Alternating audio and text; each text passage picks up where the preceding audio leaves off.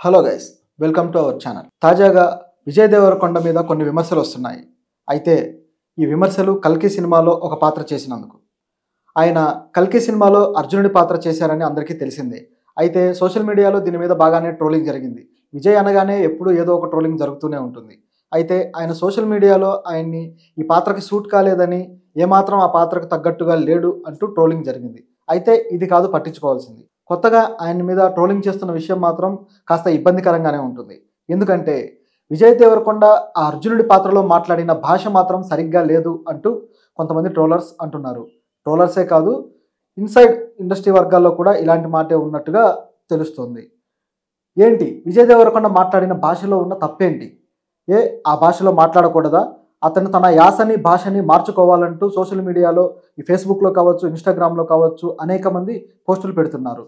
విజయ్ దేవరకొండ తన సొంత భాషలో, తన మాతృభాషలోని, తన ప్రాంతపు యాసలో మాట్లాడితే వచ్చిన సమస్య ఏంటి?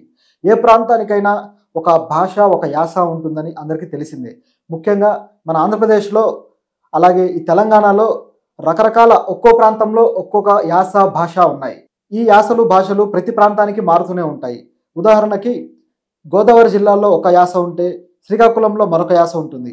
అలాగే మిగతా కోస్తాంధ్రలో ఒక యాస ఉంటే రాయలసీమలో ఒక యాస ఉంటుంది. మళ్ళీ రాయలసీమలో చిత్తూరు యాస ఒకలాగా ఉంటే కర్నూలు యాస ఒకలాగా ఉంటుంది. ఇట్లా చిన్న చిన్న తేడాలతోటి యాసలు మారుతూనే ఉంటాయి. అయితే ఈ తెలంగాణ యాసలో ఆయన చెప్పిన ఈ పౌరాణిక పాత్ర డైలాగులు ఎందుకు ఇబ్బందికరంగా అనిపించాయి అంటే, మొదటి నుంచి కూడా పౌరాణిక పాత్రలు అనగానే మనందరికీ గుర్తొచ్చేది సీనియర్ ఎన్టీఆర్ చేసిన అనేక పౌరాణిక పాత్రలు. వాళ్ళు గ్రాంధిక తెలుగులో మాట్లాడటం. గ్రాంధికం అంటే తెలిసిందే కదా, గ్రంథాల్లో రాయబడే తెలుగు. అంటే అది ఇప్పటి తెలుగు కన్నా కాస్త పురాతనమైన పదజాలంతో ఉంటుంది. నిజానికి ఆ తెలుగులో మాట్లాడితే ఇప్పుడు సగం మందికి అర్థం కాదు.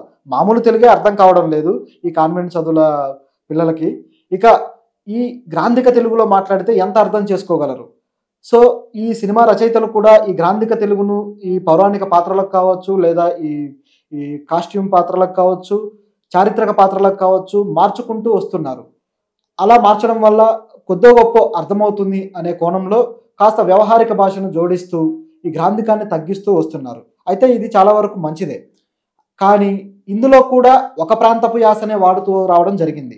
ముఖ్యంగా ఈ కృష్ణా, గుంటూరు జిల్లా ఒక ప్రామాణిక తెలుగు భాష ఏదైతే ఉందో ఆ ప్రాంతపు యాసలో మాట్లాడితేనే అది సరైన భాష అని, అలాగే మాట్లాడాలంటూ ఈ సోషల్ మీడియాలో ట్రోలింగ్ చేయడం అనేది కనిపిస్తూ ఉందన్నమాట.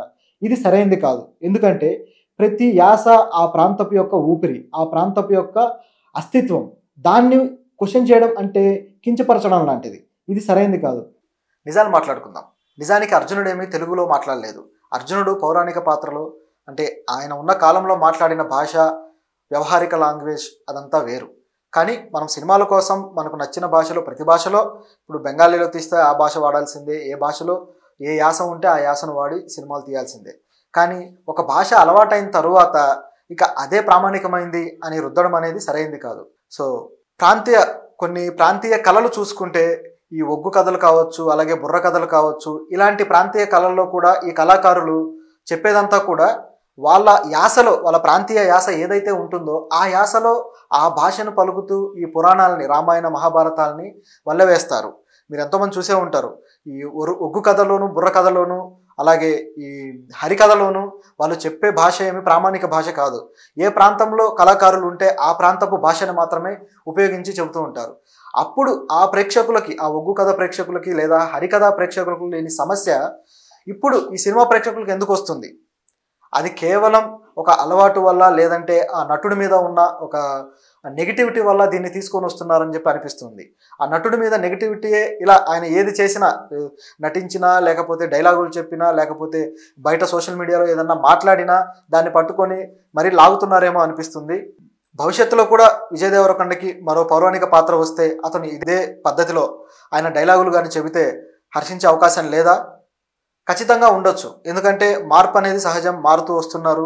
ఈ భాష, యాస అతని అస్తిత్వం అని ఎప్పుడైతే ప్రజలు అర్థం చేసుకుంటారో, ఈ సినీ ప్రేక్షకులు అర్థం చేసుకుంటారో, అప్పుడు అతను మాట్లాడే పౌరాణిక పాత్ర డైలాగులు కావచ్చు, ఏ డైలాగులు అయినా సరే యాక్సెప్ట్ చేస్తారు.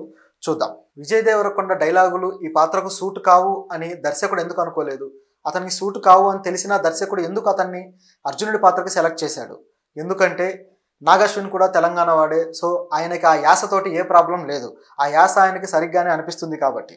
అయితే ప్రాబ్లం అంతా మిగతా ఆంధ్ర ప్రాంత వాళ్ళకేనా ఏమో చెప్పలేము. ఆంధ్ర ప్రాంత వాళ్ళే ఈ కంప్లైంట్ చేస్తున్నారా తెలియదు. కంప్లైంట్ అనేది ఏ ప్రాంతం నుంచి వచ్చినా సరే దర్శకుడికి నచ్చింది అంటే అందులో ఇలా ఈ విధంగా ట్రోలింగ్ చేయడం అనేది ఒక ప్రాంతం అని లేదు, అన్ని ప్రాంతాల వాళ్ళు చేస్తూనే ఉంటారు. నిజం చెప్పాలంటే పౌరాణిక పాత్రలు అనగానే మనకు సీనియర్ నటులు గుర్తొస్తుంటారు కాబట్టి వాళ్ళలాగే బిహేవ్ చేయాలని వాళ్ళ ఆహార్యంతో కంపేర్ చేసి మాట్లాడుతుంటారు కాబట్టి కొన్నిట్లో ఈ డిసడ్వాంటేజెస్ కొత్త నటులకు ఉంటాయి. ఎందుకంటే అప్పటి హీరో ప్రమాణాలు ఆ ప్రామాణిక పద్ధతులు వేరు, ఇప్పుడున్న హీరోల ప్రమాణాలు ఈ పద్ధతులు వేరు కాబట్టి ఆ డిసడ్వాంటేజెస్ ఉంటాయి. కాబట్టి పోల్చడం అనేదే ముందు ఇక్కడ తప్పు. ఆ పాత నటులని ఐకానిక్ లెజెండ్స్ని తీసుకొచ్చి ఇప్పుడున్న నటులతో పోలిస్తే ఇలాంటి సమస్య వస్తుంది.